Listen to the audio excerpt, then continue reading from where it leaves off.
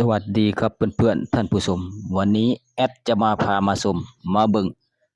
การผัดข้าวของพี่บังจับผักใส่ไม่ต้องแนมหรอกครับ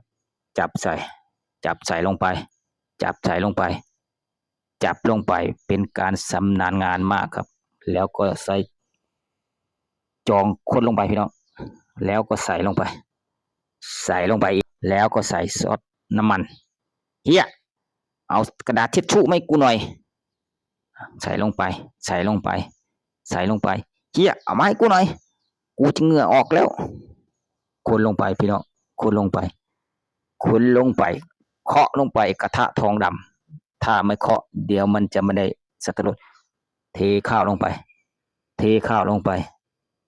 แล้วก็เทลงไปแล้วก็เทลงไปเทลงไปแล้วก็เทลงไป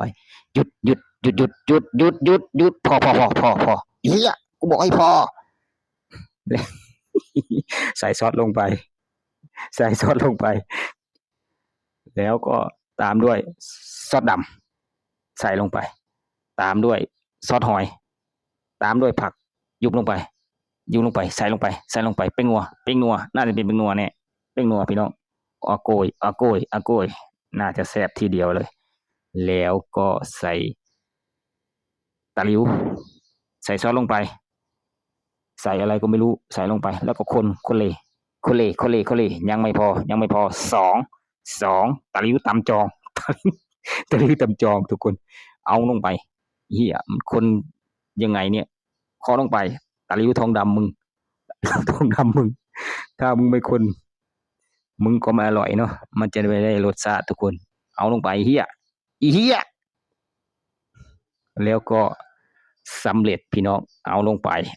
ปมันจะอร่อยไหมเนี่ยเฮียมึงเฮียมึงผัดลงไปเฮียถึงว่าแล้วมึงจะขาดทุนกูว่าแล้วมึงไม่ใช่เชฟกระทะห้างแต่มึงเป็นเชฟกระทะทองดำมีหน้าแล้ว